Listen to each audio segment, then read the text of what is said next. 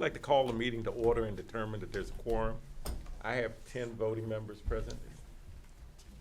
That being the case, I'll declare a quorum and call the meeting officially to order. Before you is the approval of this meeting for your action. We need a motion and a second. Motion to approve the agenda. And I second. Properly moved and second. Any need for discussion? There being none, all those in favor, please signify by indicating aye. Aye. All opposed, nay. Motion carries. We have in new business our second quarter public listening session date selection. We are recommending at this point April 9th at 6 p.m.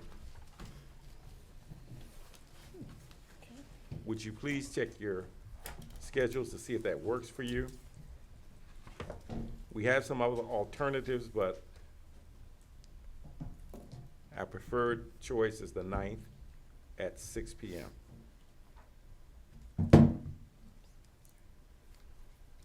Does it work for the majority of you present? I will mention, I don't know how much overlap with that, but I do know CCAC awards are scheduled for that evening, so there may be some crossover involvement with some of our special educators and some of the people within the school system.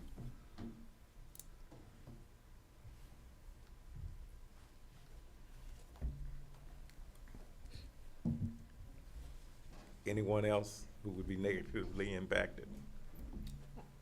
I will be impacted with the CCAC. All right. What about Monday, the 7th of April?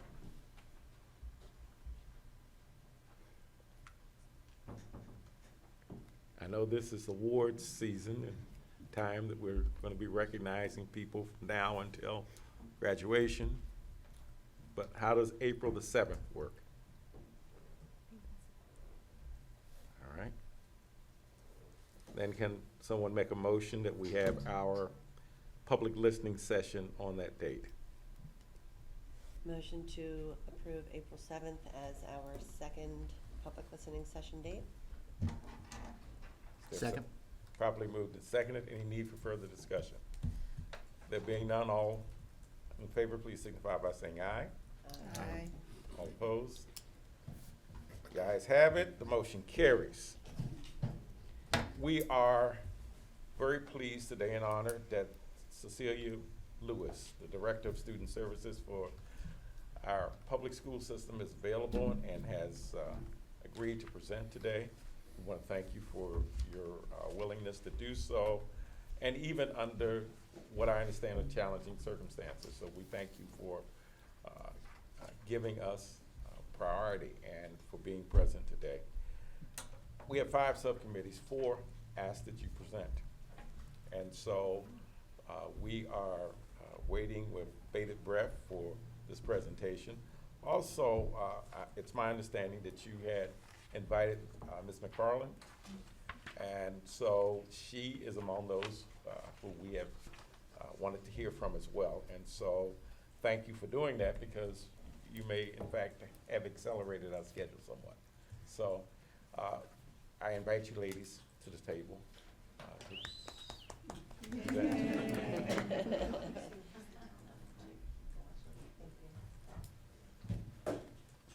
Now, we know you have your own cheering sessions. Yeah.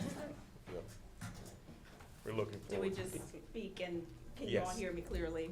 Yes. So, first and foremost, just thank you for the opportunity. It's always a pleasure to reconnect with some of you that I have worked with and just been truly blessed to have partnered with throughout my years with Calvert County Public Schools. Tiffany McFarland is our mental health coordinator, and I asked her to partner with me today as much of the conversation related particularly to our mental health supports for our students in Calvert County Public School fall under her workflow.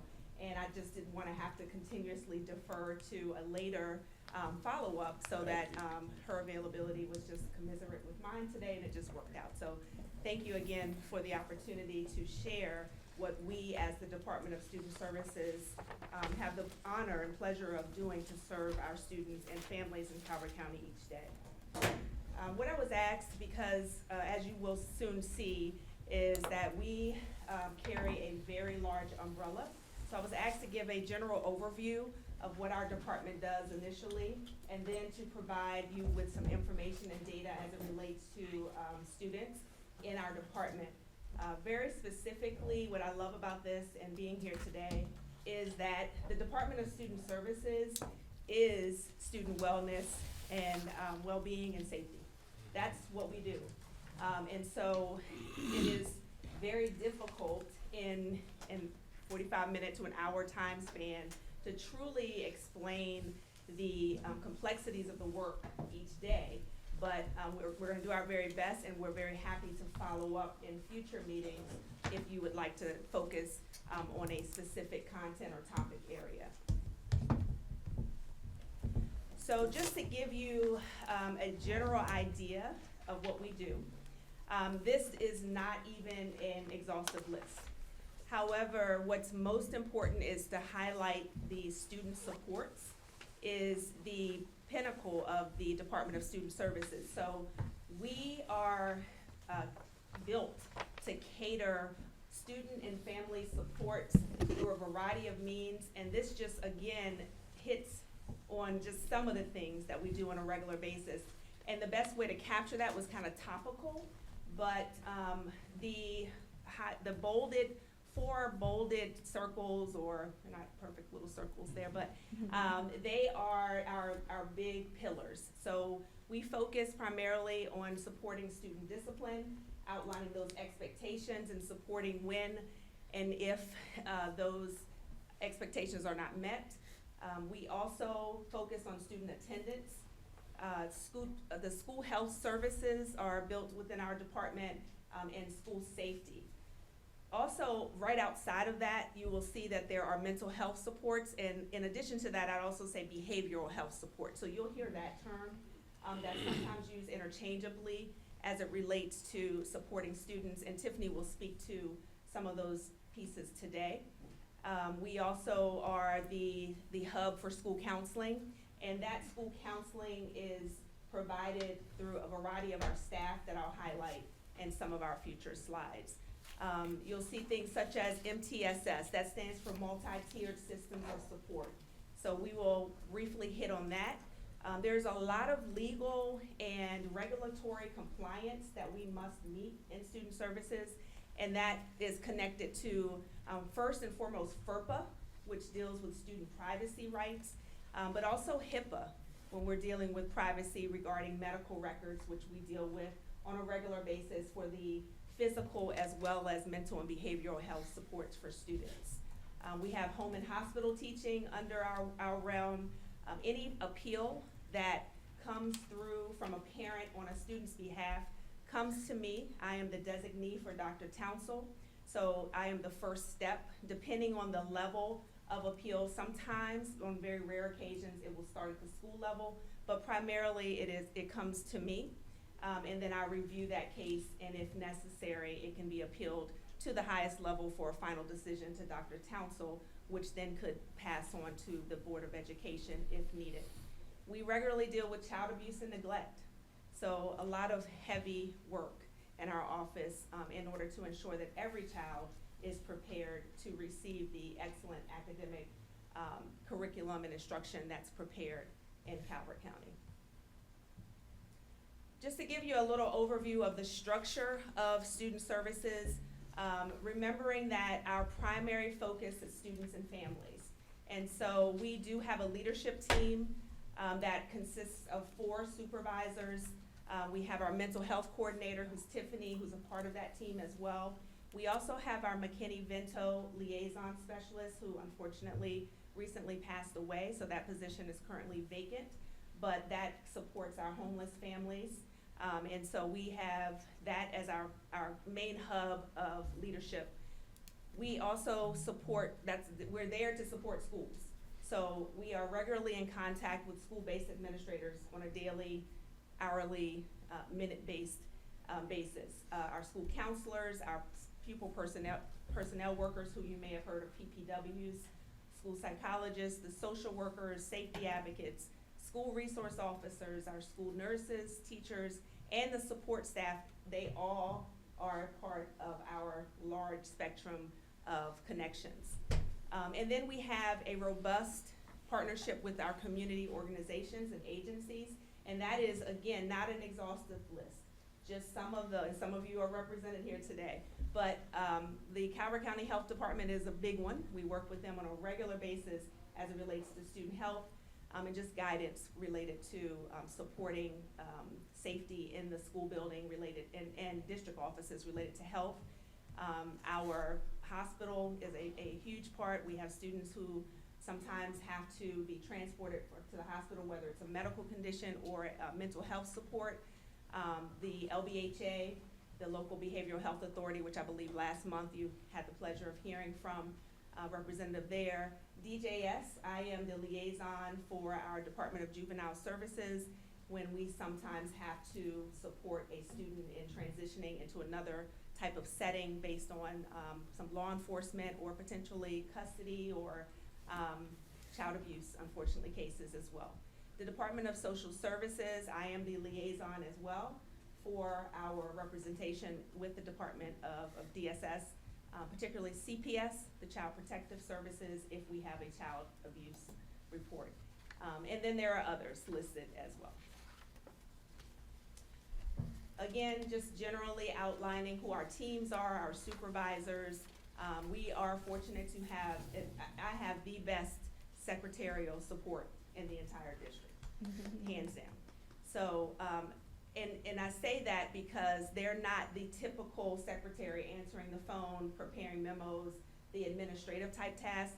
They are specialized in the various bubbles that I showed you. They help support that work on a regular basis, and you'll often interact with one of them as it relates to the processes involved in, for example, home instruction or home hospital teaching or a bullying and harassment report. They are critical to the processes in supporting those things. So what do? We talked about this briefly, and this is just a bulleted list again of how it falls under what we call our pillars. So our student support pillars primarily consist of our mental health professionals, which I mentioned before, would be our school counselors, our school social workers, our school psychologists, which Tiffany works with on a regular basis, in addition to 2 of our supervisors who are assigned to that. Behavioral support, something we work very closely with the Department of Special Education. So we are, hand in hand with the Department of Special Education as it relates to supporting student behaviors, because oftentimes we find that those behaviors fall within the realm of students with an IEP or a 504, and they are maybe in regionalized programs, and so we collaborate in identifying a plan to support those students. I mentioned multi-tiered systems of support. We have student support teams in buildings, again, 504s, so on and so forth. The attendance piece, that is our pupil personnel workers, particularly for students who may be experiencing truancy. So they work with our families to support residency, to ensure that they are living where they say they're living. They also help with the transitions of potential transfers. One of our big transfer items are childcare. So we have our PPWs who review those applications, and then again, if there's an appeal or something that needs to be considered, that's something I would do. We have targeted attendance programs, and we're going to talk about, I'll have some data here for you today about chronic attendance and some of those programs that are designed to address that attendance piece. Home hospital instruction, if a child cannot attend in person, we have programs in place to support them while they're home under a medical condition in order for them to continue their instruction. Even though home instruction, students who transition to home instruction, you might have heard of it as parental instruction, but the state now refers to it as home instruction. We have the responsibility as the local educational agency to monitor their progress. So they are not students enrolled in Calvert County Public Schools, but student services, we have what's called a portfolio or program review twice a year, in which the student and their families come in, and they must present evidence of them participating in an instructional program. So that just lets you know that, that's also under our umbrella in student services. Discipline, which this committee I know is very interested in. This is a huge part, a huge pillar that we address on a daily basis. And some of that involves also overseeing our alternative education programs that we do have in place at the county and regional levels. In addition to that, Title IX, which is sexual harassment, I am the Title IX coordinator for students. So any case of that then would come to my attention, and I inform the parents of their rights as it relates to Title IX. And all of those things listed, PBIS, restorative practices, behavior intervention, are things to support the well-being of every child, but also a safe environment. So in terms of our staffing and student services, our mental health team staffing, we do have our coordinator, Tiffany, here. But in addition to that, directly in the schools, they are housed in individual schools, and they rotate schedules. The reason that I've listed specifically for school psychologists and school social workers, whether they're full-time or part-time, there is a reason for that. And that's because in a perfect world, based on our staffing allocation, we want everyone to be full-time. However, we have found that it is very challenging to not only recruit, but also to retain mental health professionals. It is a transitional period for those who come from a clinical world to then come to the school system, the pay structure is very different. It's just a very different type of experience outside of their training. And so we have had some challenges in Calvert County in, like I said, recruiting and retaining school psychologists in particular. Thus, we have been very fortunate to be able to hire school social workers to support this effort with mental health with students, which directly ties to their well-being and safety. These staff members right here are working on a regular basis with disruptions, student disruptions, which could be tied to some mental health or trauma that we work through to support the student on a regular basis. So it's really important to also note that in times that we cannot hire a full-time or a part-time psychologist or a social worker, we do have the ability to contract. That is much more costly. However, we have to fill the positions. And because we are limited in who is available and filling these positions, our school psychologists and social workers, they work at multiple sites. Thus, they have a coordinated schedule with the PPWs as well in order to support students, and they're not assigned to one school, which is common in other districts. So I think that's an important highlight for Calvert County with some of the challenges that we have with our mental health staffing. We do have school counselors in every building. We currently have a couple of vacancies, but we are primarily staffed here, and that is the breakdown of how our counselors are assigned. They do not share different buildings, so they are assigned to a particular building. Our pupil personnel workers, again, who do a phenomenal job of supporting families. I mean, these staff are out sometimes at 4 a.m., sometimes doing residency checks or investigations. They're out sometimes at 10, 11 o'clock at night providing services to families. So they work the gamut of time, and all of them actually do. If a crisis is in place, they're always available. But we have 6 PPWs in Calvert County Public Schools.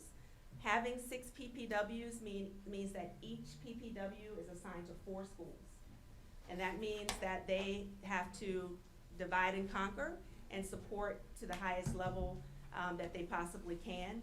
And they also support countywide liaison positions, and that could be assignment to the transition team. So if a student is coming from another district, or they're transitioning from a DJS placement, our PPWs will lead that transition process as to where's the best place to potentially place this student for initial support and transition back into their comprehensive school.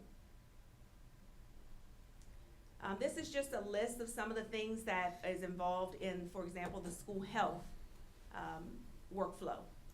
And it just highlights some of the things that our school nurses do on a regular basis in assisting students. Again, we're very, very fortunate to have a school nurse in every building.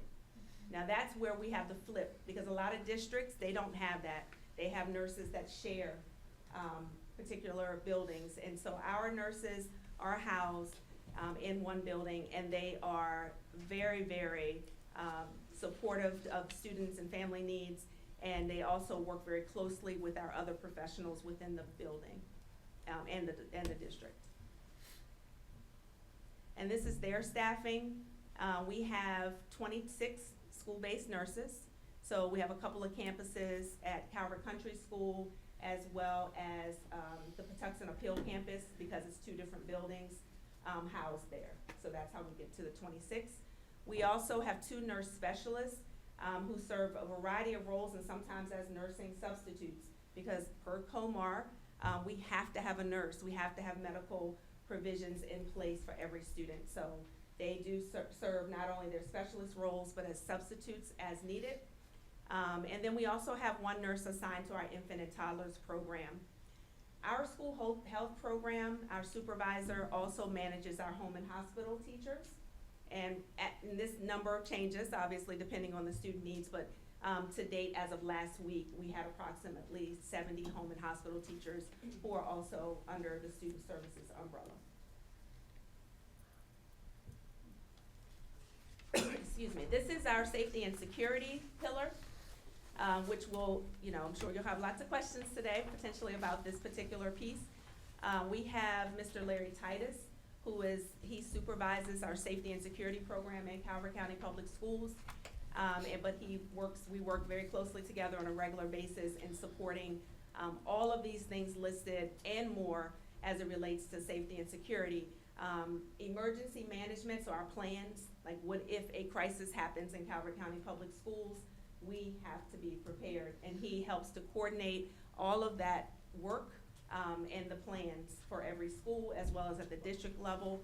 Our drills that we practice in order to ensure that people know what to do when something happens. We also work very closely with, of course, our Calvert County Sheriff's Office and our school resource officers. Our liaisons are a huge part of our safety and security programming, as well as the safety advocates that we currently have in middle and high schools, and we would love to expand that to elementary schools as well eventually. However, safety advocates and school resource officers are available to support our elementary schools as the needs arise. They go from their middle school or their high school, and they report directly to the elementary school when they get a call. Another big piece I want to highlight is our threat assessment protocols fall under this. So if there is a threat to others or a threat to self, that is something that falls under our safety and security pillar, and we're going to highlight some data with that as well today. Here's our teaming for our safety and security pillar. We currently have 15 safety advocates. We have 14 school resource officers, and we also have 1 supervisor. Our sergeant over here is a part of your team. He supervises our school resource officers and works. We meet usually bi-weekly, a couple of times a month or as needed, to discuss any district as well as sheriff's offices updates. So that's a critical partner for us that we appreciate having the support in our safety and security processes. And then we also work very closely with these partners. Some of them I've mentioned thus far, but it's important to note that this kind of highlights the connections between our state as well as our local partners that we work with in the county, and that is an ongoing process. So we are constantly in contact with state representation, whether that's through the Maryland State Department of Education and upcoming legislation. There's something that weekly I receive an updated report on legislation that's either pending or is just passed. And we have to ensure that that's being regularly communicated to the superintendent and his executive team in order to ensure that our board members are abreast of anything related to student wellness as well as safety and security that might need some changes or updates. So that is something that I do regularly with the state, and then in addition to any county or local, county and local considerations. Went the wrong way. All right, so this is just a highlight, and I know you guys, you may have already had an opportunity, so I'm not gonna spend a lot of time on this, but I do think it's important to highlight, it's important to know what a school safety advocate is assigned to do. Because there are oftentimes, and they meet with Mr. Titus weekly. And it's important to know that they are not administrators, okay? So when it comes to the investigative process, they support that process, they get student statements, but they are not making decisions as to what that evidence lends itself in terms of a disciplinary disposition or any type of consequence that a student should receive. So I just wanna make sure I highlight that their role is to, they're making sure that they're assisting the teams with any type of threats, with any type of investigation as needed. They go above and beyond, oftentimes, just being present in certain parts of the building to make sure that we have a good handle on where kids are they where they're supposed to be, and helping kind of push them along if they're not. But they certainly are not administrative staff. So I just wanted to make sure I highlighted that. But they do an amazing job in the support roles that they provide. And then we have our school resource officers, which I just briefly mentioned. They are employees of the Calvert County Sheriff's Office. And a lot of people get that mixed up. They think that they are employees of Calvert County Public Schools, and they are not. They are liaisons, they are our partners, but they are police officers. And so they have to work under the allowances, the law of law enforcement. And so there are very specific cans and cannots, do's and do nots that we make sure that we clarify and train administration on a regular basis, so that there's no crossing over the line, but more importantly, that students' rights are protected at all times. Because as you may or may not be aware, but once students come to school, administration and teachers, we are in place of the parent. So we are representing the parent in their absence, and so we ensure that their rights are protected.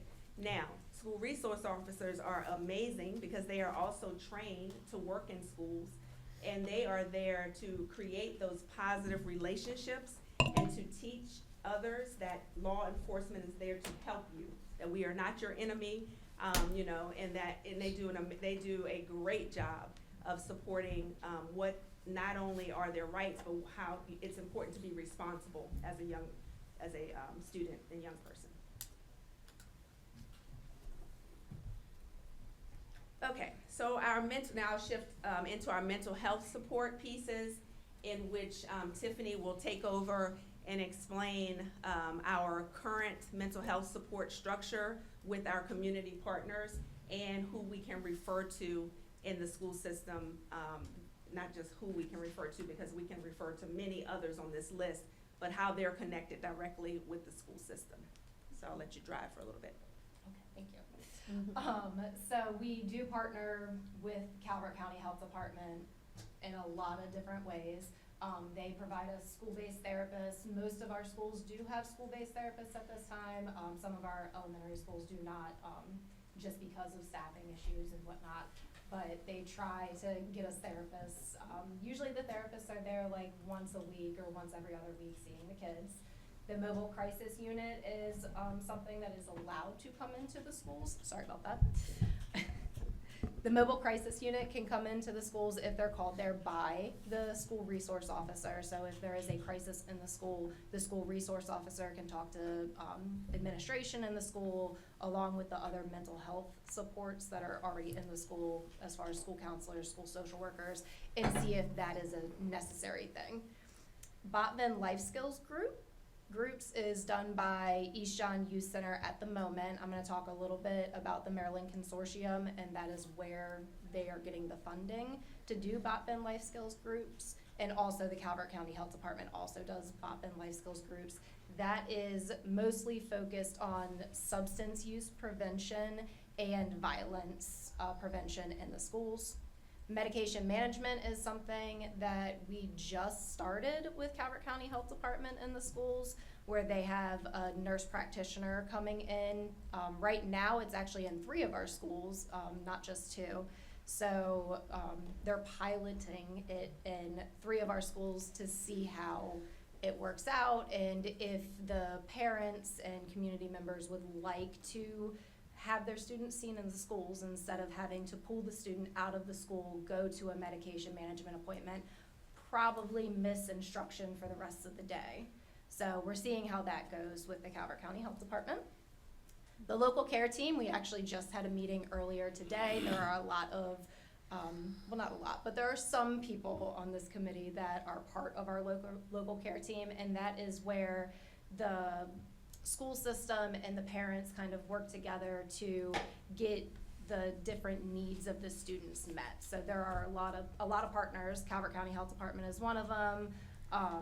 Parks and Rec is on our local care team. We meet monthly, and whatever a parent is really in need of and services they are in need of, we can try and get them connected through the local care team.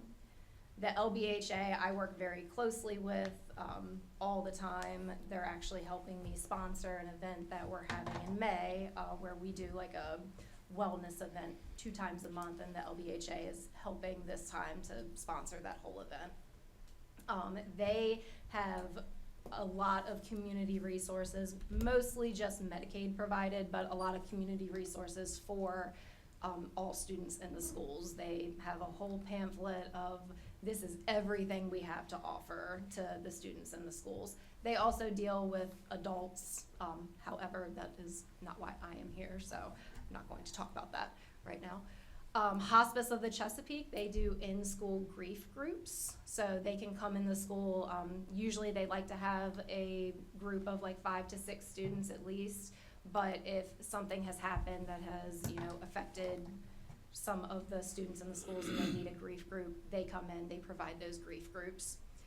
Calvert County Mediation Center, they are coming in through the consortium grant, which I'll talk about in a little bit as well, and doing restorative practices groups and mediation. If something arises in the school, they basically can do any mediation that arises as long as the school is contacting them, and they are allowed in all of our schools. East John Youth Center, I already mentioned they're doing BOP and life skills groups as well with the Calvert County Health Department. And then Maryland Coalition of Families, it is not coming soon anymore, it's actually already happening. The LBHA put out a request for a proposal to get a peer navigator. They are not housed in the schools, but any family that needs any mental health support, the Maryland Coalition of Families can be connected to them, and they have a peer navigator that can connect them to the services in the county. This is the Maryland Consortium. This started last school year. Myself, Cecilia, and the other supervisors were kind of just thrown into it. But the Maryland Consortium provided $111 million to expand access to behavioral health services through each LEA in Maryland.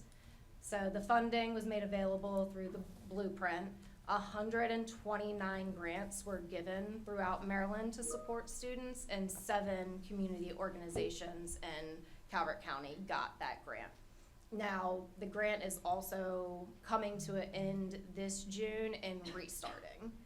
So they had to, these 7 grant recipients, all of them applied again. So these 7 applied again, and then a couple more. I think we had 11 apply this time, and we're waiting to hear about it. But so the grant recipients were the Calvert County Health Department, the Mediation Center, East John Youth Center, Pathways, UNO Health, Boys and Girls Club, and Barstow Acres. This is what the local behavioral health authority grant did with the Maryland Coalition of Families. So they are providing the family peer support services. They provide an access point for any family that is seeking behavioral health and other services or resources in the school system. And then they deliver family peer support services and behavioral health navigation within Calvert County Public Schools.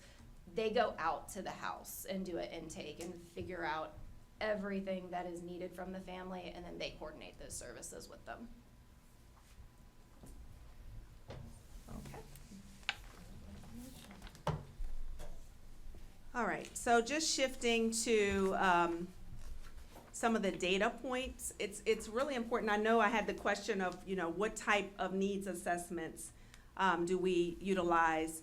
And it's important to highlight a couple of things. First, Student Services is the only department who touches the child from the time they enter a school, because we enroll them, we register them, to the time they exit. We support graduation and ensure that they have every single credit that they need.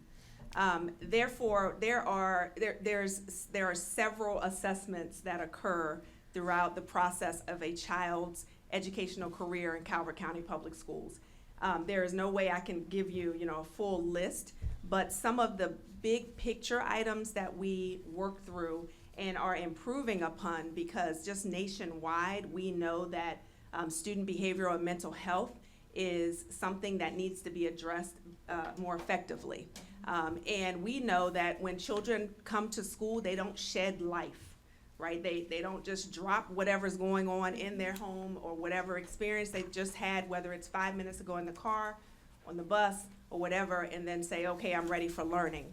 And so what we have to do is a very challenging task of navigating how to access the student in order to get them to access the instruction and the learning environment that is planned for them.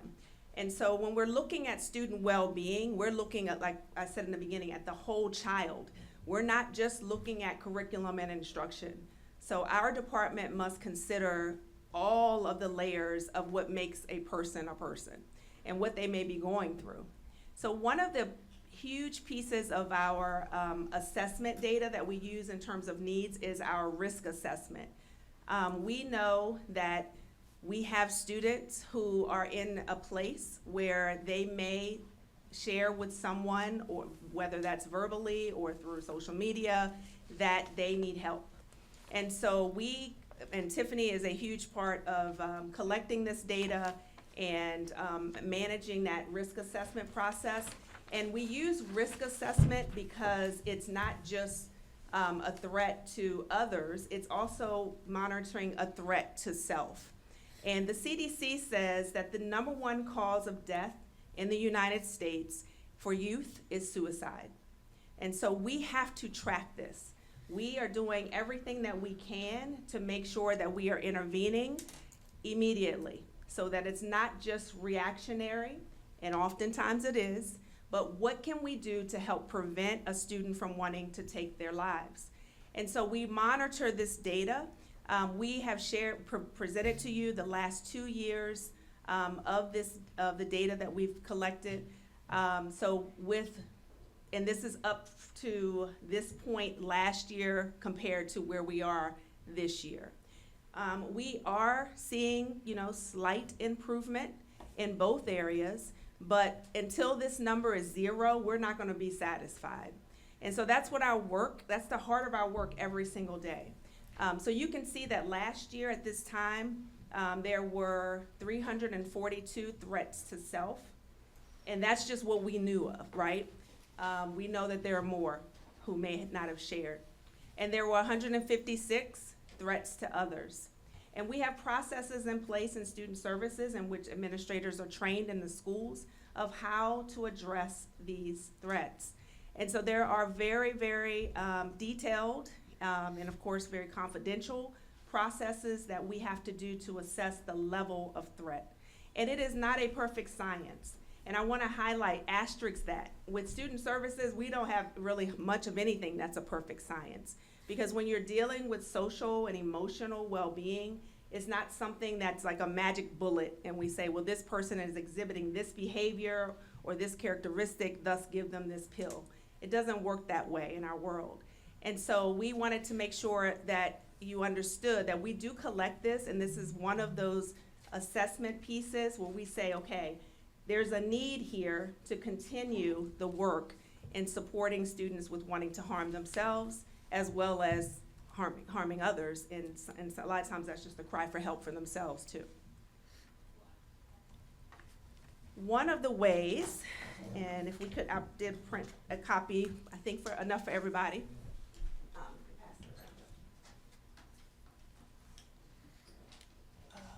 That we are currently supporting students in tapping into their mental and behavioral health well-being is through the Prosper app. And this was one of our consortium partners that Tiffany just talked about. And it is a self-care app that our students are aware of. It's for our secondary, correct? 8th to 12th. Okay, 8th through 12th graders have access to this app. And so we know that students often don't want to talk to us, right? But they want to express themselves. And applications are a phenomenal way. Like we know the Instagram app, we know Facebook app. Kids love apps. And so this particular app is newly initiated. And so the numbers look low now, but we are very, very grateful because it's not zero. This, we want more, right? But it is something that is really being pushed and encouraged for students to download and to be able to log in and provide feedback about how they're feeling.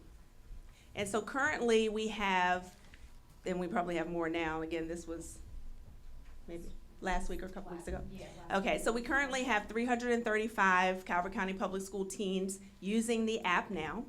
The handout that you just received is what's out in the schools. All the school counselors have this, and they're sharing it across the schools from 8th to 12th grade. And we're getting some really great real-time data on this. So currently, 34.2% of these users have used it at least 5 times. And there are over 2,000 checkups that are happening, or check-ins. They also have additional resources, but we just started, like I said, so we haven't uncovered the all of what Prosper has to offer, but they are one of our applicants this year for the upcoming renewal for the consortium grant. And so if they get the grant, which we hope that they will, because we don't make that decision, so I just want to clarify that. That's at the Maryland the state level. If they get the grant, and we also have Hazel Health, who also is applying, if they get selected, then we will have a broader base that will help trigger telehealth services for kids. And I don't know if you want to add anything additional, because this is, again, our guru on this part. So Hazel Health they do behavioral health telehealth services. They also can do medical health telehealth services, but we're not looking at that right now. Hazel Health did not apply last year for the Maryland Consortium grant in our county, but they did apply for PG County, Charles County, and Anne Arundel County, and they are in PG County, Charles County, and Anne Arundel County. So from what we've heard from them, it is great for their students who also, you don't want to necessarily pull them out of school for a telehealth therapy, or not a telehealth therapy, but for a therapy visit. And those students that can have telehealth therapy and really benefit from it, that is what Hazel Health does. So if Hazel Health gets the Maryland Consortium grant this round, UNO Health actually wants to partner with them as well and be able to put in the Prosper app, like, hey, this is a service that is available. UNO Health right now, they are 12 and up, 12-year-olds and up can use it, but they are primarily only in our high schools. And Hazel Health will be available to all of our secondary schools, correct? So there's a lot of great things happening as we address the need for students to have an opportunity to express their emotions and to get resources that they need outside of school. So here's some data that's included in the presentation, just to kind of show you where we are as it relates to when we were first introduced to this almost a year ago. We had, very, very few users at that point, and each month you can see that our usage is increasing. So we have begun to really push and target that this is an available resource. They also break down our data by city. So we can also see, okay, regionally, where do we need to promote more? And how can we promote more? Whether that's at parent nights or registration nights or whatever the case may be, again, partnering with those schools to ensure that more and more students have access to this and at least know about it so that they can begin to use it if they so choose or find out more information. There's also a breakdown by age. Again, it opens up at 12, but we are seeing that currently, our largest group of users are right at that 15 mark, which is phenomenal because that's such a transitional age as it relates to going into high school for many of our students from middle school. And that's a challenging time frame. So another part of student services is being very well versed in just the developmental process and how the brain works at particular points throughout a human's life.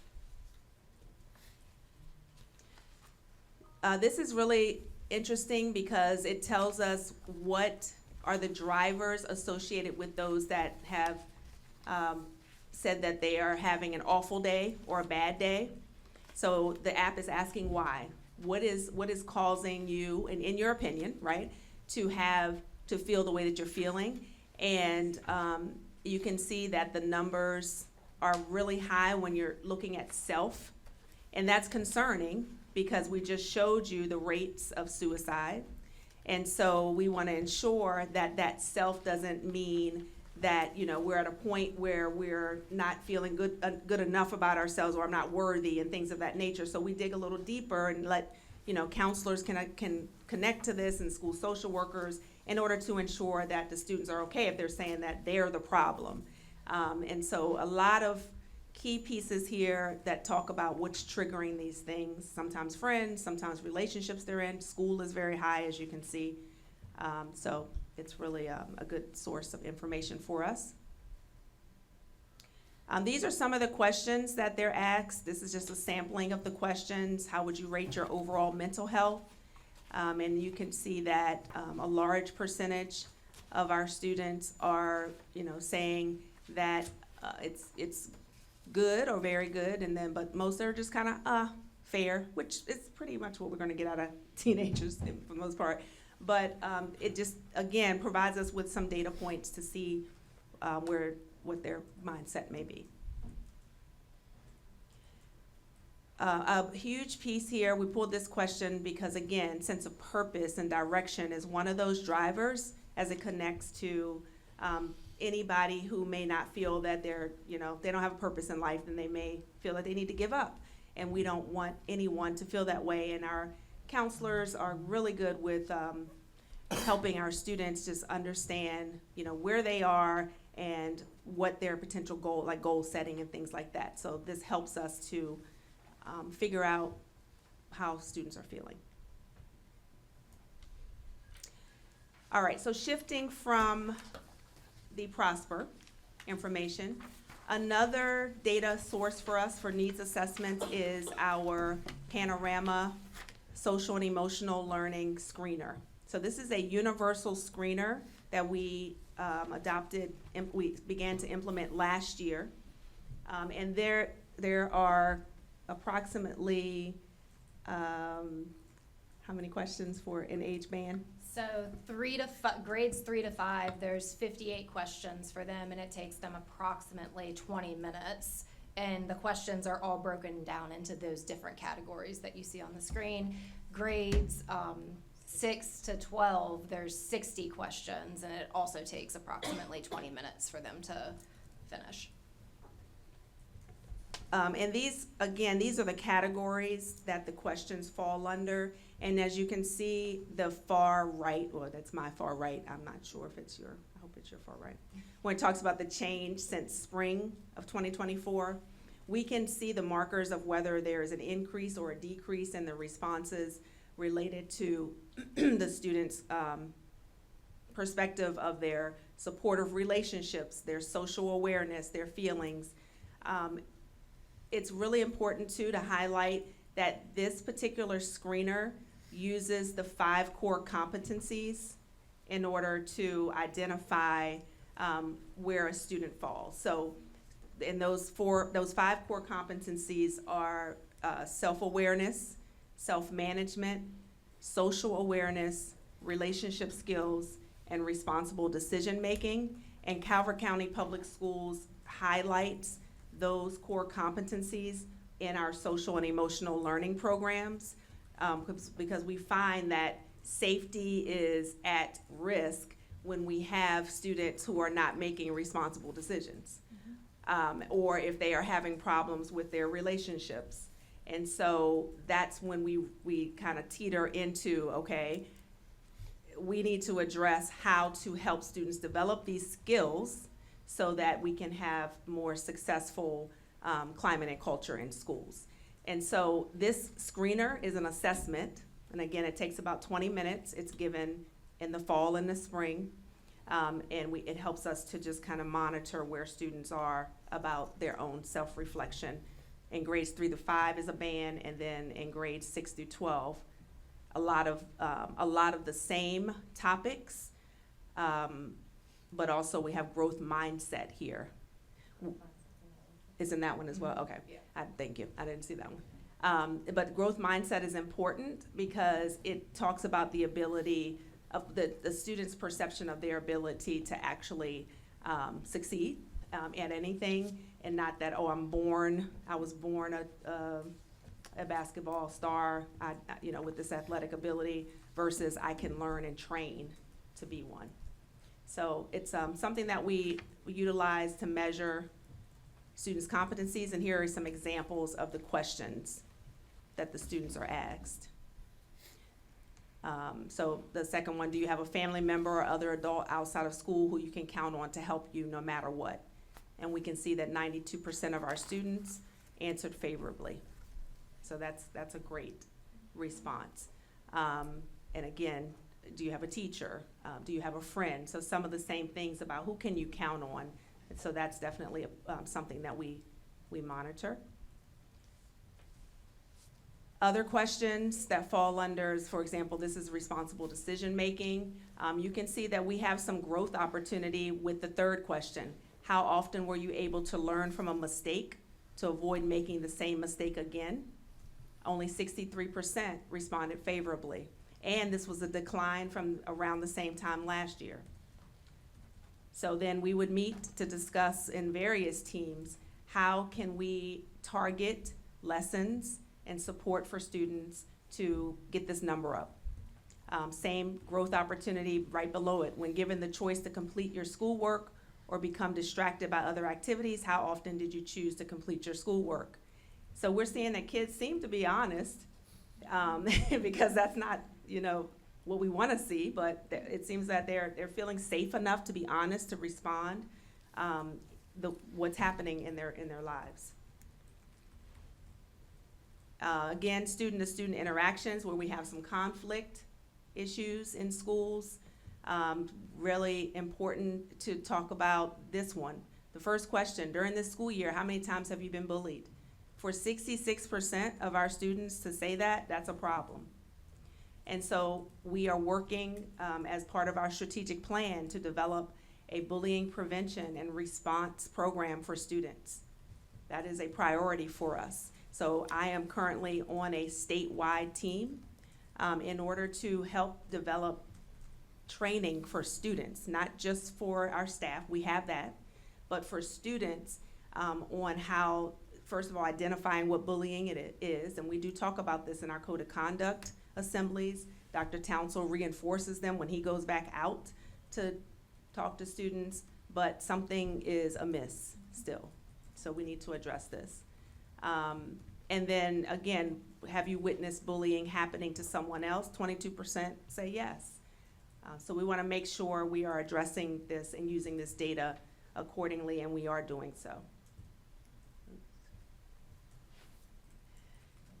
Okay, that's a lot of information.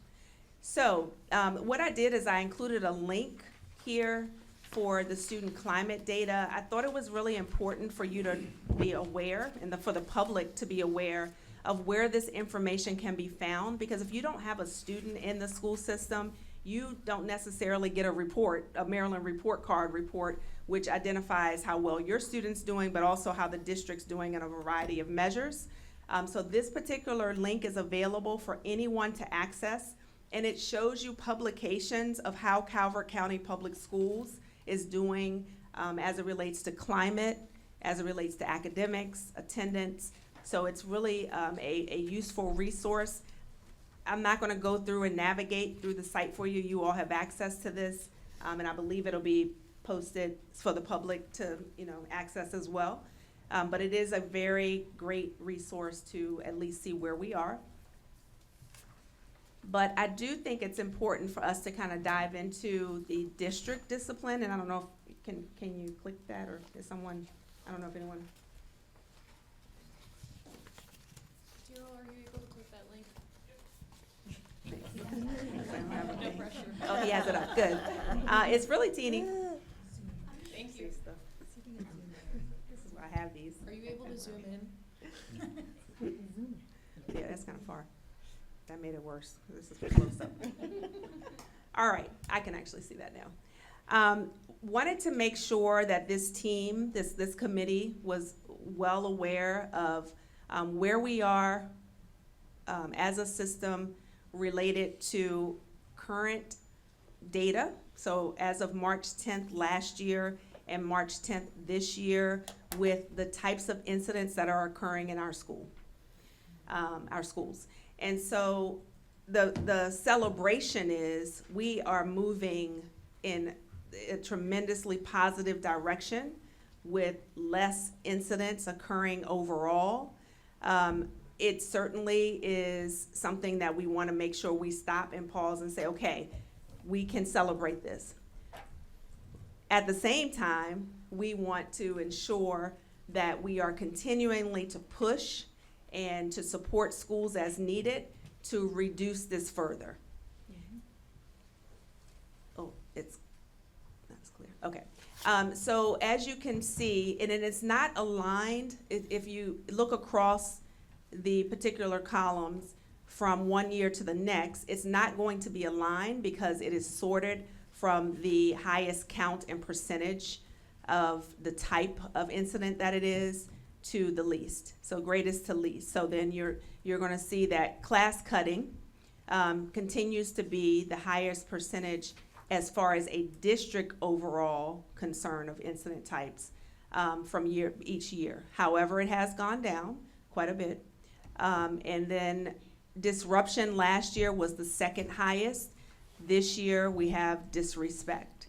And again, we train administrators on, again, collecting evidence through investigations and helping to determine what is the most appropriate code or the appropriate title to give this type of incident. So it's not a perfect science. What someone may call disrespect might not be considered disrespect to another person, but it might fall under disruption. So you'll see disrespect and disruption run hand in hand very closely together on a regular basis across the continuum of discipline for years and years and across districts. And I've been in multiple districts, same thing happens. There's no clear cut, although there's a clear cut definition, sometimes the incident just doesn't fit perfectly. So I just wanted to make sure I explained that. Even with something like destruction of property, it kind of can get a little tricky, but it's more like destruction of property than clear-cut destruction of property. So important to note those things. But overall, everything is declining with the exception of our, if you could just scroll up again one more time, thank you. The inappropriate use of personal electronics has increased, but we definitely contribute that to our focus this year. That is new in the code of conduct, where cell phones are not allowed except during designated times and particular levels of school. And so we're enforcing things. So to me, this shows the picture of, you hear people saying, they're not enforcing the code of conduct and nobody's doing anything about it. Well, we are, and the numbers demonstrate that. There is an increase of enforcement related to inappropriate use of personal electronics. Again, is it perfect? No. And when it's not, we follow up and we address it. But I can let you can see that we have several incidents, 1,004 incidents of inappropriate use of personal electronics, which generally is tied to our cell phone device policy. But we are, again, that's the only area where we're seeing that significant increase. Everywhere else, there's a great decline. And could you scroll down to the bottom where our totals are? This, to me, paints the better picture as far as the district goes. Last year, this time, we had 7,454 total incidents, where we're now down to 5,933. Still too many, but a significant decline. And then the tabs across the bottom, and again, you all have access to this. That's district, but you can see the elementary, middle, and high. And of course, the counts, which makes sense. You will see that they increase across levels. So you don't have as many incidents in elementary school. You definitely have an uptick in middle, and then many more. But that's just the nature of the beast of development for students. Thank you for sharing that particular piece.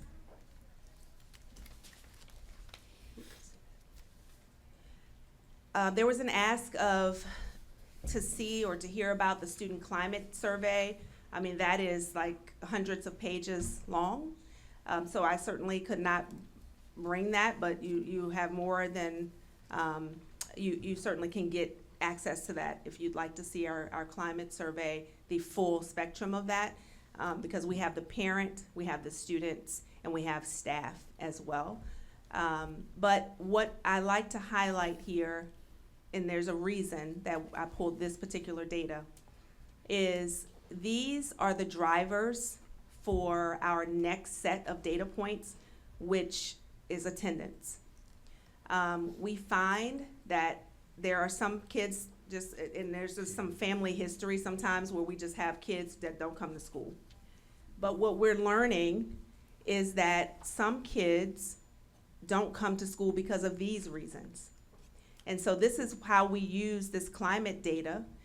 If a student does not feel that they belong, then they're less likely to come to school. If they don't feel safe, they certainly aren't coming if they can help it. If they feel like they're having fun, they're likely to come, or if they're not, they won't.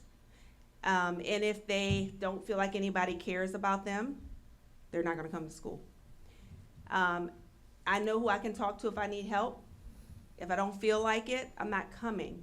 And so these are things that we train, particularly in the summer, but also throughout the year, with our administrators about when we're developing school improvement plans, we better keep climate at the forefront and find out why these particular students, first of all, who they are, and the school principals and administrative team and the teachers, they're the ones who will know who these kids are.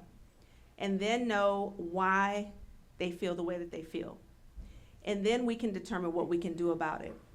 And so the driving motto for student services as it relates to any of the data, we have so much data. I don't know an organization, an agency that does not. So you always ask, so what? Well, what we do is we do numbers to names, names to needs, needs to actions, actions to results. Looking at numbers does not do anything but let us know that this exists. Until we can connect those numbers to the names of the people that this is talking about, we can't even develop an appropriate plan or an effective plan. And so that's something that we as student services, we, at the core of our training plans, of anything that we do, we have to know who these kids are. And we do. We find out. Our PPWs find out, our social workers find out, our school counselors find out. We talk to administrators who tell us who they are. And when we find out who they are, then we come up with plans to help support them. That is what a multi-tiered system of support is. Okay? So I'm passionate about that because numbers all day long. I mean, we have so many numbers and so many data points, and I know you guys asked about needs assessments, but it's important for you to know what we do with these numbers, and we connect them to the kids that we serve every day. So when we're looking at our attendance data, which was the purpose of me highlighting that whole other piece, Calvert County Public Schools is like top in the state. Our kids come to school, but we do have a percentage who do not. So it's important for us to, again, identify who they are, know why, and work on getting them to school. And it is a serious partnership. If nothing else, attendance, we can't drive, we can't, knock down their door and get them to school. We do provide the opportunity sometimes, our school resource officers even support with that. Our, administrators, PPWs go and pick up kids. But if the parent does not see necessarily the value, sometimes in kindergarten, you'll see our numbers in just a second, it's just kindergarten, it's fine. No, we start strong so we can end strong, and that's what we teach, and our parents sometimes need that support in order to understand why it's important for their kids to come to school. So in Calvert County, we are the third best in the state in the percentage of chronic absenteeism. So that's something to celebrate. Although it is high, higher than we want it to be, we are third best in the entire state. So ours is not as bad as some of the other districts, but it is still something that we want to address, and we do address. And what chronic absenteeism is there's a minimum of 10 days that you have to come to school. And if you miss more than 10% of your enrolled days, with a minimum of 10, then you are chronically absent. For example, if a student comes to school, they enroll in Calvert County Public Schools, and they stay for 20 days, and they withdraw on that 20th day, and they miss 2 days, they are considered chronically absent. Okay, so it's important because some people don't know that meaning, so I wanted to make sure I explained that. It is 10% of the day, more than 10% of the days that you are enrolled. So you are supposed to be enrolled in Maryland for 180 days. Therefore, 18 days, over 18 days is considered chronically absent if you're there for the entire year. But we do get hit, that's why I like to make that point, that kids that come and go, and we're a transient area. So we have some kids that come or enrolled for a few days, at least 10, but they only come for a couple of days and they're chronically absent, and they're included in our percentages. Okay? So we, however, are seeing now a downward trend. Right after COVID was the highest ever, and that's across the nation. It's not just Maryland, not just Calvert County, across the nation, because a lot of people were afraid to send their kids to school, and they were fine with the virtual or whatever, or, whatever it was. And so there was a huge uptick. We're now getting back down to where we need to be. Now, this is only 2023. We don't yet have the 2024, even though we're in 2025. But school year 2024, we typically get that right before summer, so it's a lag. However, it's important just to highlight that we are doing very well in Calvert County. Our attendance rate in general is about 94%. Maryland only measures 95% and above. So if you were 100% on your report card, it's going to show 95%. Okay, and we're right at 94 on a regular basis in Calvert. Here's a breakdown of our chronic absenteeism, that 10% of enrollment by grade. You can see where we have major, that's why I mentioned kindergarten. We have a lot of absent students in kindergarten that are students that are chronically absent. And sometimes you see a high number in elementary because that's when kids are building their immunity. And we don't want them coming to school sick. I want to publicly say that. We don't want kids in school sick, but we do want them in school when they can be. So you can see again where the numbers fall by grade. Here's also a breakdown demographically. It's important for us to know, who they are. And again, remember, numbers to names. This is how we help to identify who our kids are and where, and we ponder why. Why is it that in high school, multi-race is higher than, in middle school, or another race or ethnicity. And here is by other student groups, so students with disabilities, multilingual, and those who are economically disadvantaged. You can definitely see that students who are identified as economically disadvantaged have a higher rate of chronic absenteeism than other groups. And again, these are things that we kind of talked about, but just a slide to highlight some of the things of out of school, why it matters. I mean, we do have students with chronic health conditions. They're not just skipping out, they're not cutting, they really are sick.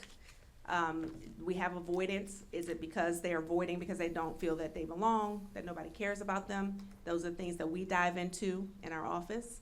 Are they disengaged? Are they bored? Should they be placed at in a higher level? Should they be receiving more support academically? So we work very closely with the Department of Instruction to engage in conversation and data about this. And then that inaccurate information. Some people think that missing school really doesn't matter.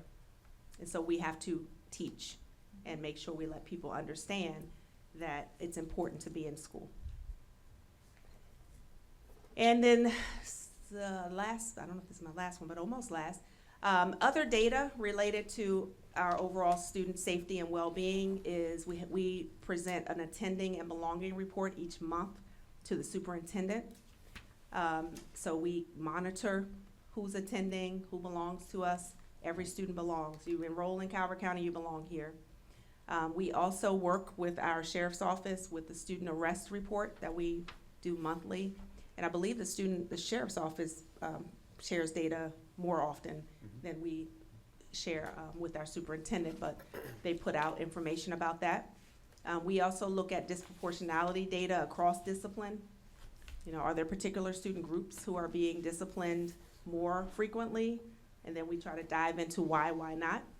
We monitor enrollment counts. Again, Title IX I mentioned to you, and our bullying, harassment, and intimidation reporting. Okay, we're here for any questions and clarification. Thank you. Thank you for such a detailed report.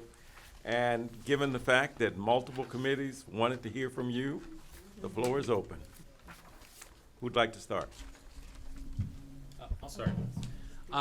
So I've written down quite a few questions, but I'll keep it to one or two. That's what we're here for. And I appreciate all of this. This is really helpful.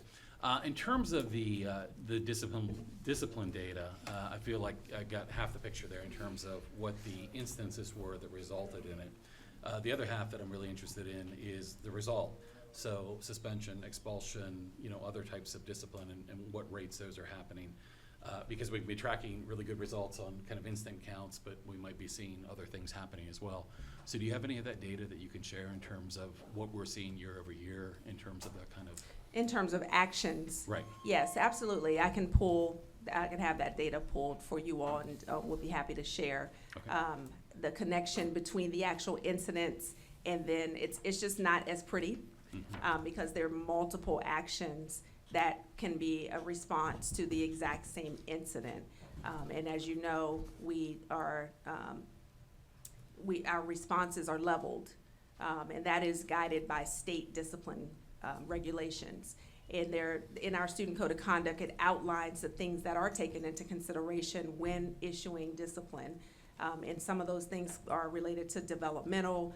It could be related to, we get background information as to what triggered, the response, even though the response may not have been appropriate, but obviously historical data of the student. So there's lots of things that go into defining what that response is. So absolutely can share that, but understanding with that caveat that you would not be privy to why, Sure. you know, Sure. there's not necessarily a clear delineation between the fact that there were 3 suspensions for, whatever, I don't know, class cutting, and there were 50, parent conferences. Great, yeah, But and yes, even I- just the higher level trends are interesting. Sure. And if there's any other kind of data that can be put with that in terms of disproportionality or other things. The other question I had, and I'll stop it there, was you present us a lot of information and, you know, some good information, you know, some good news, you know, these are things to celebrate. I guess my question for you is, given the connection between the purpose of this committee and the work that you do, which is highly aligned with the purpose of this committee, are there specific areas where you see challenges or needs? Absolutely. Every day, we work with challenging behaviors. One of the things that we're really, a new area of focus for us, and I said earlier that we are partnering very closely with our Department of Special Education, are behaviors that are existing between the pre-K and grade 2. That's like a new, we never really had to deal with that before, but the layered portion of that is like in regional programming, right? So students with disabilities who are identified very early on, there are certain parameters by law, but also by just human, you know, decency that we have to take into consideration when addressing behaviors for students that just don't have the skills yet to express themselves appropriately. One of our greatest challenges is that transitionary period from home, when you don't have those structures right at home. You don't have to raise your hand in order to respond to a question. You don't line up with your siblings to go to dinner. And so it's teaching as well as supporting the other students who are looking at this child like, why is such and such acting that way? And I'm trying to learn and I already know better and they don't yet, right? So that's a huge challenge. So the early, the younger behavioral concerns that we're having as a district is relatively new. So we're navigating how to best address that. Another piece is that certainly, although our numbers are looking much better, we still have, you know, too much bullying, harassment going on. And the social media platforms are making it extremely complicated to deal with. And it's one of those things where sometimes we have to partner with our sheriff's office because there's things that are happening in the community that are spilling over into the schools. And then we have to partner with our parents, who to them is very personal for them, right? It's their child that's dealing with whatever side of the equation that we're working with. So bullying, harassment is rampant, and particularly on the cyberspace. That's a huge challenge for us. And you see that as a challenge. Is there a connected need, if you had a magic wand of something that you might do to address that? I have. Yeah, Limit your magic. Magic for good. Personally, because I've had my own. I left three. mine out I the had my car. own 3, but no, but you know, I don't think there's no magic. I mean, I don't have. I think if anybody had the answer, nobody's holding on to it, you know, and saying I know the answer. I'm not going to give it to you. I wish I did. But no, I don't know the answer yet. But the key is that we're working every single day to really try to just talk.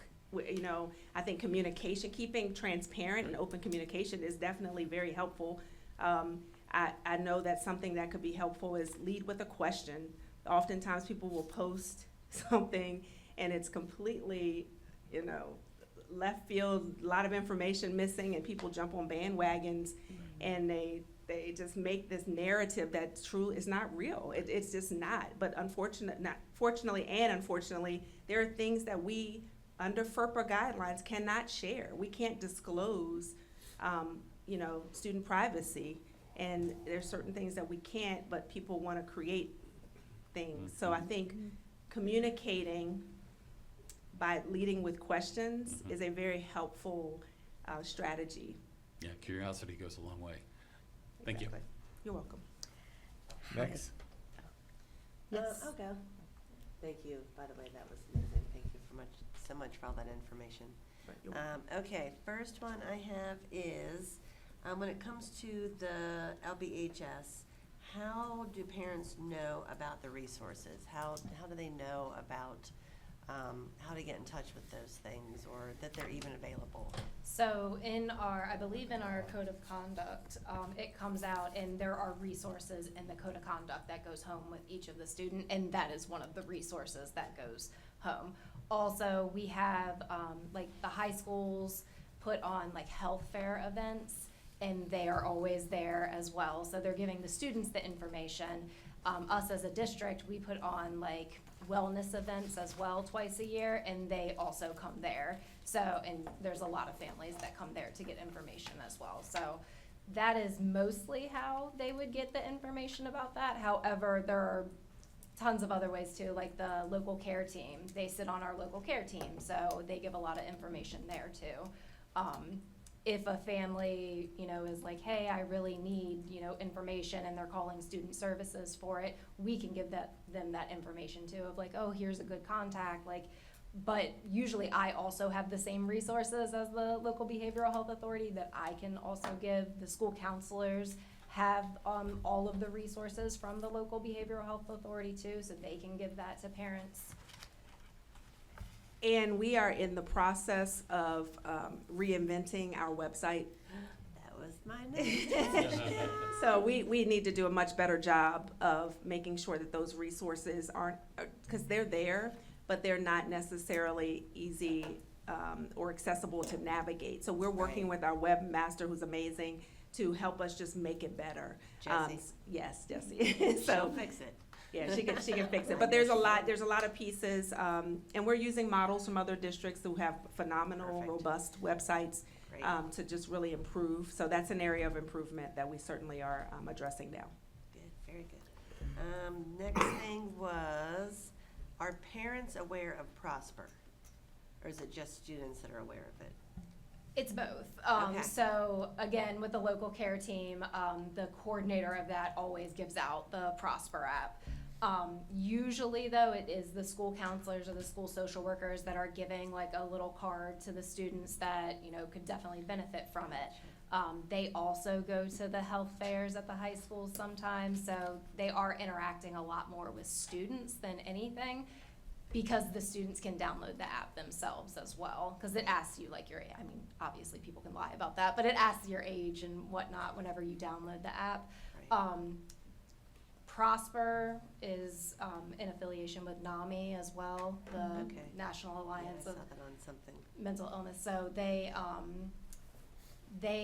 come in, NAMI actually comes into the schools, and they have student ambassadors with Prosper that get a bunch of things from Prosper to promote the app too. Okay. And another piece to that is that we are really working hard to create family nights or parent nights as a department. That's something that we're in the process of developing to educate families on what is available, so that we can share these resources outside of, small groups. But Grace Minikowski, who's our student member of the board, she and I have worked together. We started a student rights and responsibilities work group. So I meet with that student group late at night. They're very involved in activities, and it's at my bedtime. But we meet and we talk about their big push is about student mental health. And so one of the things that I'm going to add to the agenda for our next meeting is the Prosper app, and they're working to design ways to communicate with their schools, their students within their schools. Dr. Townsell has a comment. I was waiting to be acknowledged, but Sorry. Go right ahead. Sorry, Go right ahead. I want to share. I do have my code of conduct tours, so I will add that to my closing of my code of conduct tours, and also I have a superintendent-led leadership academy that I'm going to try to pull off before the end of the year, and that could be another opportunity to signal boost that message. So I appreciate you for reminding me, I will. so. One thing to think about, the Title I schools have family events, and we often are looking for partners. So if you reach out to the principals, and if you were thinking that might be a good place to start, we just had one last week. I would have loved to have you guys come in and talk for 10-15 minutes to our group of parents that were there. But, just kind of partnering with something that's already happening instead of having, to come up with your own events. Yes. That might be a good way to Great, start. great idea. Thank you for Yeah. sharing that. Oh, yeah, absolutely. That's an easy one. That's what I do all the time. And then I think there's only one more. Yes. Oh, yeah, sorry. Where is it? Sorry. Oh, here it is. How are parents informed about chronic absenteeism? So our pupil personnel workers are the liaison for families once it hits. So what happens is whenever there is an attendance concern, the student is brought up in SST. So our student support teams at the school level, there's going to be a referral to that team. That team is going, and the PPW is on that team. They're going to discuss the student and the concerns that they have regarding attendance. There's a tiered support. So again, at that point, before it gets to SST, the teachers should have reached out, counselors would have reached out, administrators would have reached out. Now we're like, well, what else do we do? So the team comes together to establish some plans, and so the PPW then would take that case and working collaboratively with the administration to reach out to the parent. They do home visits because oftentimes when you get into the chronic absenteeism realm, people aren't responding to phone calls or emails. So they'll do a personal, home visit and meet with the family in order to develop a plan. They'll put students on contracts in order to try to, remedy this. But if it gets to a point where it is excessive, then there is a referral to truancy court. So we work with the state's attorney's office in order to see what we can do to, and again, at the state's attorney's level, it still is a support plan. It's like, what can we do? We're not trying to put anybody in jail. We really just want the child to go to school. Thank you. You're welcome. I have questions. Go right ahead. I really like the Prosper app as well, but I noted that it was for grades, I think it's 8 through 12 or It 6 is. through 12. Yes. And my second question was exactly what you said about the big difficulty that we're having with pre-K through second grade. So that's the area that I work in schools as a speech-language pathologist, and behavioral health is huge in that grade. And so some of our kiddos are coming nonverbal.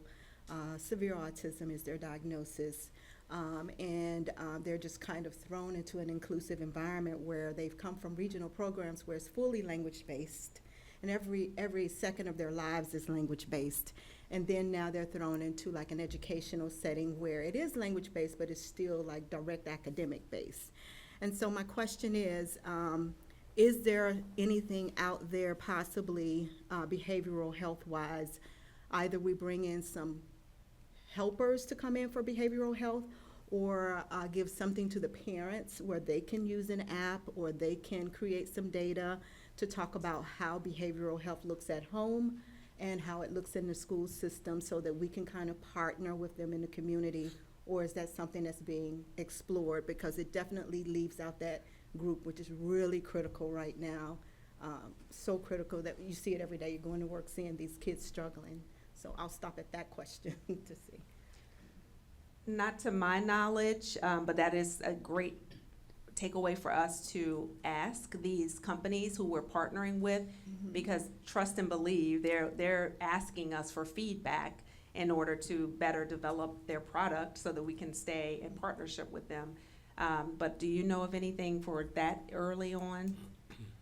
Not app-wise, but like, I do know that our school psychologists, whenever they are assessing, especially like a younger child like that, there are forms that go home to the parents as well, and the parents have to fill out those forms of what they are seeing at home and things like that.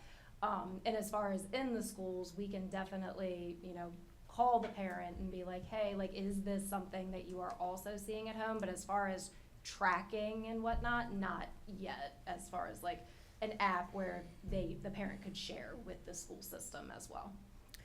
We will ask okay. this particular company with Prosper in particular, are they in the process of creating something for younger? Or do they Sure. maybe even know somebody else that does it Right. for younger students? Behavioral health is huge in that pre-K through second grade again, and self-regulation is huge there. And a lot of the people who are coming in to take jobs as IAs are not trained. And that's a critical piece, that maybe an app or data can be taken as to what they know about behavioral health. From my understanding, I don't have enough knowledge and information, but from my understanding, behavioral health is free to the school system. And if it is free, is there an avenue to look for more behavioral health to come into the system to help through parents' insurance? Just asking that question. I wouldn't be able to answer the piece of it's free because I know that there are lots of pieces where the health insurance is asked, and I just know from personal cases. So Okay. I hadn't heard of that's the first I've heard of a blanket that behavioral health is free to the school system. That would be wonderful, but to my knowledge, it's not. I'll follow up with some information. Sure, that'd be great. If you know of something that is free, that would be phenomenal, Okay. because that's why we do have to even process certain things through Medicaid and Mhm. different things, because health insurance is required for some cases. But in the first part, I'm sorry, if you were speaking about the training. Mhm. So this year was the first year, starting at the kickoff of the school year, that we developed a full training program for instructional assistants for behavioral and mental health supports. So all of the instructional assistants came to Chesapeake Church, is where they had us there, and it was an amazing event.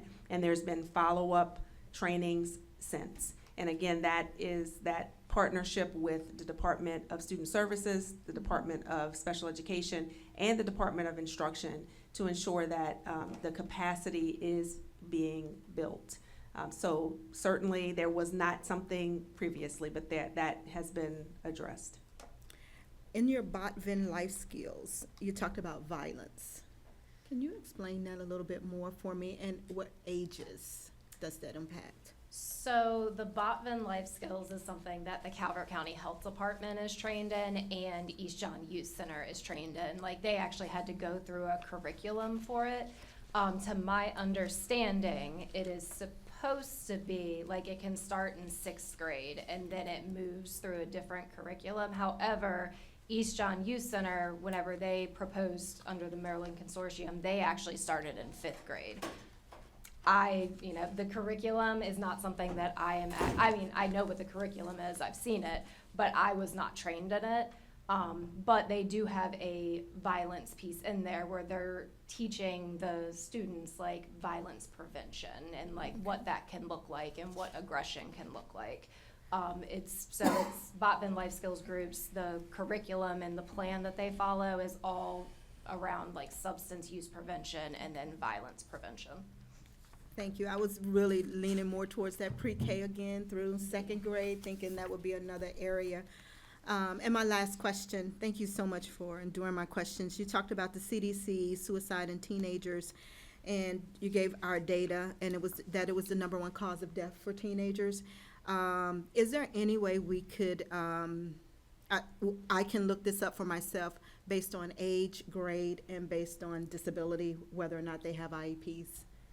I'm not sure about the disability component. Of course, I don't, manage CDC data, so I don't know how it's I don't know. If I can One look day. it up, yeah. I don't know how it's disaggregated, but you Okay. certainly can go onto the CDC website, and they do have it broken down by age bands with related, as it relates to the types of deaths. So whether it's heart attack or whatever, and it is broken, that demographic I know is there. There may be demographics with disabilities and things of that nature, but that was just strictly a very general, broad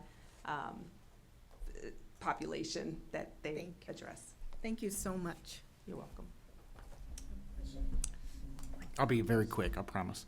And I won't have to touch on pre-K because you've already hit that for me, so thank you. And Cecilia, this one will come as no surprise that I'm going to bring it into the room.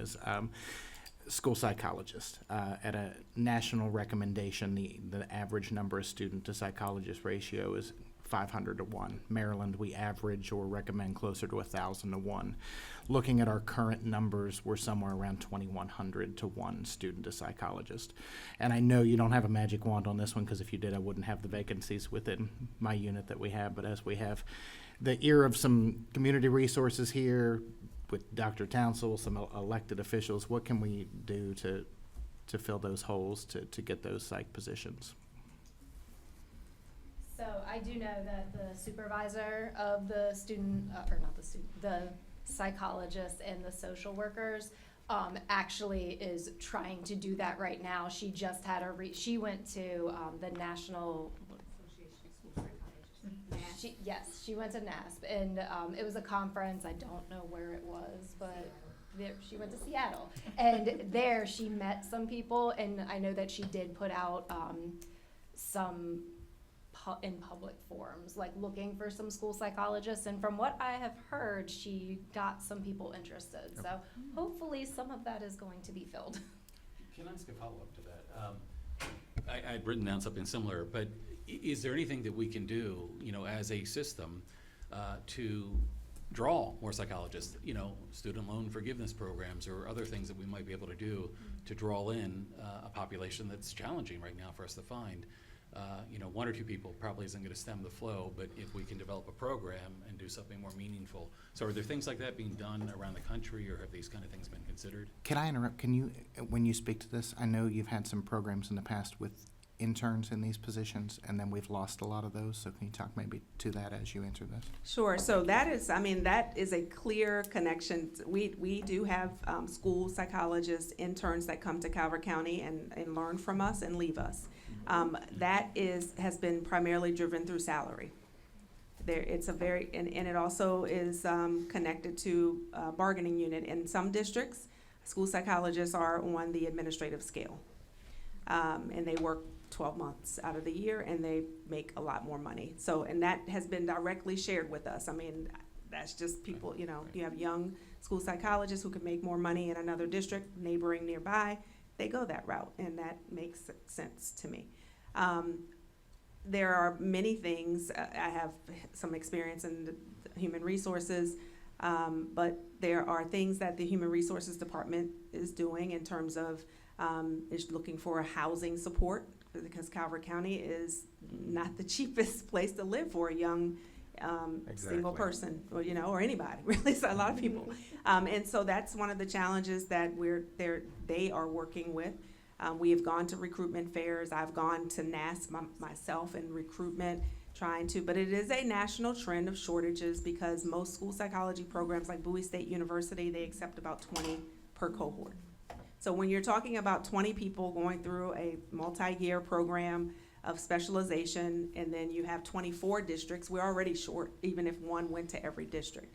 So there's just so many dynamics that are built into that, but salary is an issue. I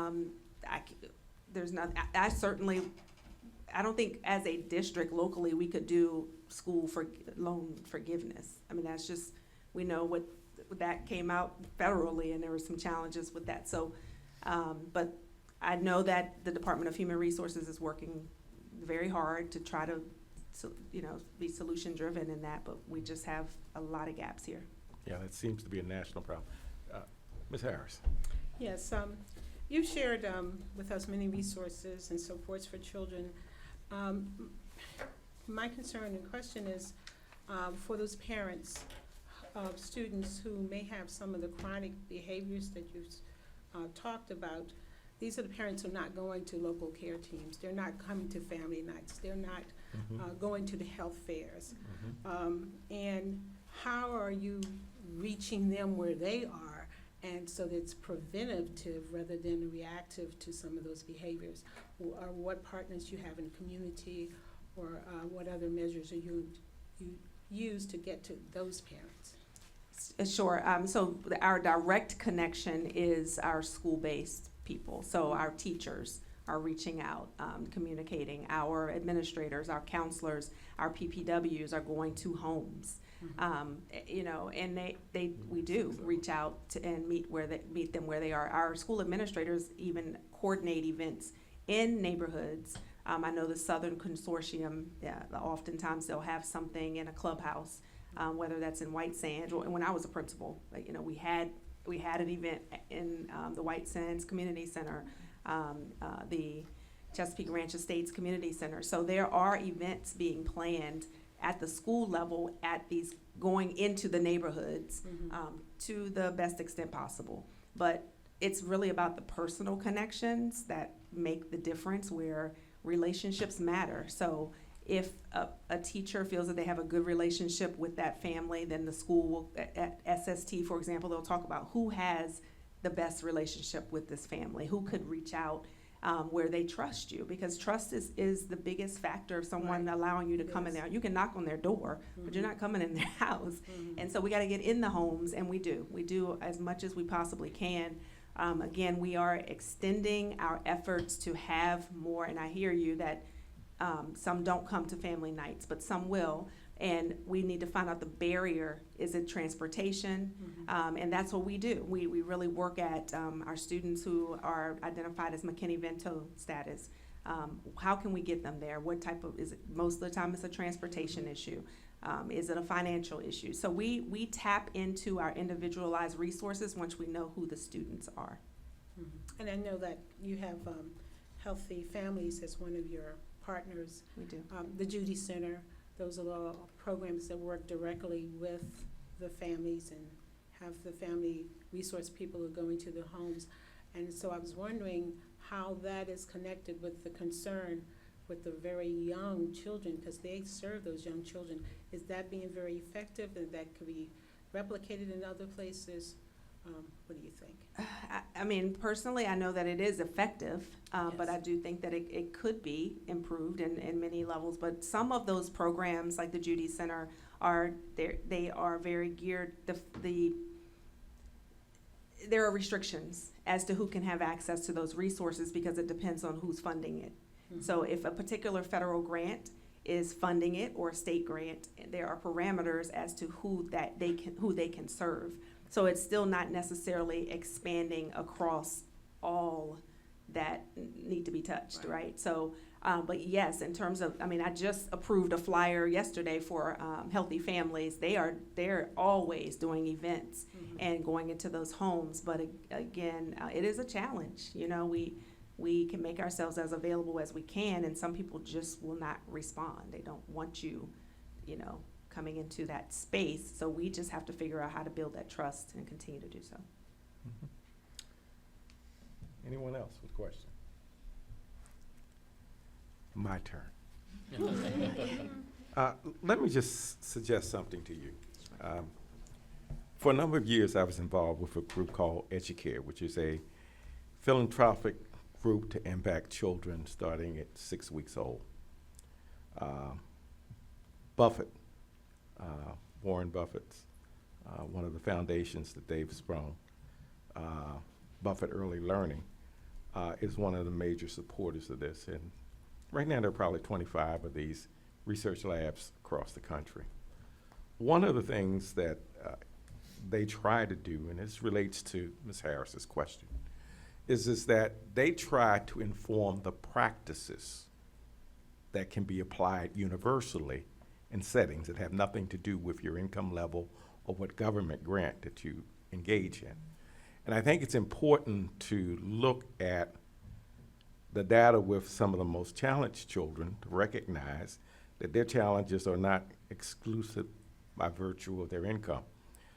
And I think what you're saying, in essence, is that while these programs that have restrictions on who can participate in them, it may be well that we want to look at that in terms of what their practices are and whether or not they're effective in moving the needle.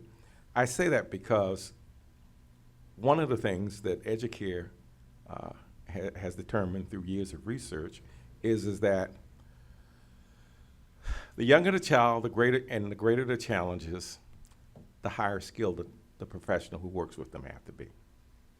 In other words, training an instructional aide would not meet their standards for how to deal with children with greater psychological needs early on.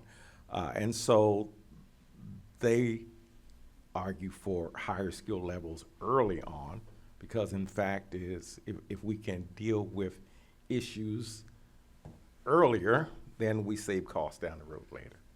And they've got data that they've tracked for years that show that that's the case, that kids can make the turnaround and parents can make a turnaround. The other thing is I was also involved with an activity with the same population with Robert Wood Johnson Foundation. And it's called Free to Grow. You might remember that. But one of the things that, one of the area that qualified in Southern Maryland was actually Lexington Park. And it was interesting because I see, from a community standpoint, some transitioning. There's no very little affordable housing in Calvert. And so people, and even the service industry will tell you this, if they were not dependent upon the people who lived in St. Mary's, who have greater access to affordable housing than those who live here, you'd have a difficulty getting your beer or your hamburger this afternoon at one of the local pubs, because quite honestly, folks can't afford to live here. And I say that because you used data earlier that indicated on your student attendance that children of color have a much higher chronic absenteeism rate, and children of economic disadvantage have the same. And those are, while I'm sure that I wouldn't argue that I have the answer, but what I can say to you is that the experience from the research work that I've worked in indicates that a lot of that has to do with mobility and continuity of residential settings, continuity of family structures, based upon the other factors that have little to nothing to do with school. Not an interest in learning, not an interest in any of those things that have an impact, but really the social impacts of socioeconomic impacts of housing, healthcare, and other issues that really end up showing negative data on your reports for population. So I think that we need to keep that in mind, particularly as we see young families dealing with housing stresses in this marketplace. The other thing, my colleagues here will badger me one of these days for this, but there's just this reality that you guys in this profession have been so accustomed that you use abbreviations and acronyms like those of us who move about know what they are. But as I was looking at some of this, what do you call restorative process? You use that terminology. What is a restorative process? Restorative practices. Yes. Okay, sorry. I just wanted to make sure that there was not an error. Yep, that's right. Okay. Restorative practices is an approach to first and foremost build community. So in schools, it is a practice in which we train educators that in order to begin the process of teaching a child, they need to understand that they belong here and that everyone who is in this classroom belongs here. So we build the community with what starts out to be community circles where students get to know each other. So it could be something as simple as going around, and asking a simple question for every child, and then they respond. So it opens up just that conversation in classrooms so that people realize, again, like I said, people don't shed their humanness when they come into a building. So we begin to have conversation about who we are as people, things we like, things to develop interest, so teachers can know what kids are interested in and can make those connections in lessons. When that community is built, or that whole process of building that community, when there is a disruption or a conflict within that community, The goal then is to restore. So if a child's behavior is disrupting the educational experience of all the students, then the teacher can stop and they can have a conversation about why that's inappropriate or how it's impacting everyone else, and then address it and move on. And the goal is to repair. So we can all see that, Leslie's behavior impacted us. I'm not sure what you're showing me. This is the restorative practices card that has the questions on it. Oh, You can there's see how different much I questions. use mine. Okay. Right, so there are guided questions that teachers are trained and all staff are trained to ask, to restore that community and really restore relationships within the classroom and the school setting, broader setting, if there is something that disrupts or, creates an issue, usually behaviorally, so that we can get back to business. All right, so it's a belonging strategy that builds community by virtue of agreement on standards. That is correct, and when harm occurs, then the goal is to repair the harm within that Harm community. would be outside the boundaries of those standards. The Actions expectations, outside the boundaries, correct. okay. Said the program through Dr. David Hornback. Said the same program through Dr. David Hornback. Yeah, yeah. Oh, Yes. Hornback, He's good. yes, I thought you Yes. said Corms, Yes. yes, yes, Yes. uh-huh, Okay, and so that's different than restorative justice, then I would take it. Yes. correct. Okay. Okay. That's it, because the rest of mine would take too long. Okay.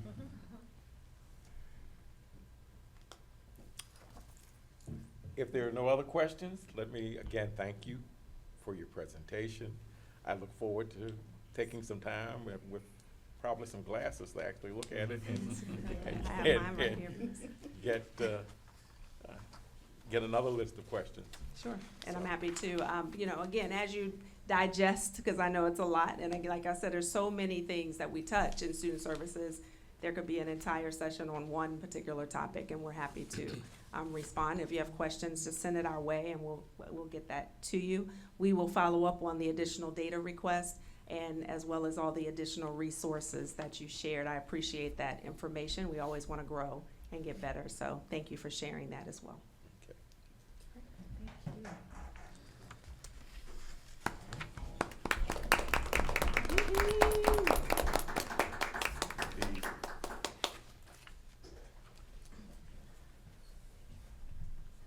We are now at our public comment section.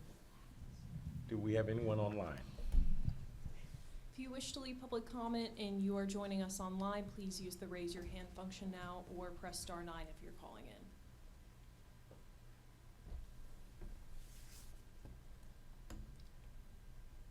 One more ask, if you're joining us online and you have public comment to give, please use the raise your hand function or press *9.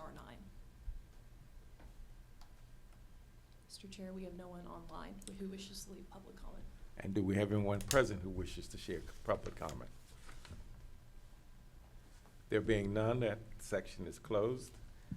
I'd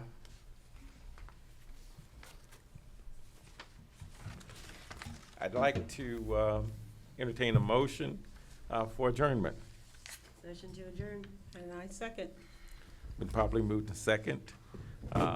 Just want to add before we officially call it closed that we are having our community listening session on April 7th, and our next regular meeting is April 16th.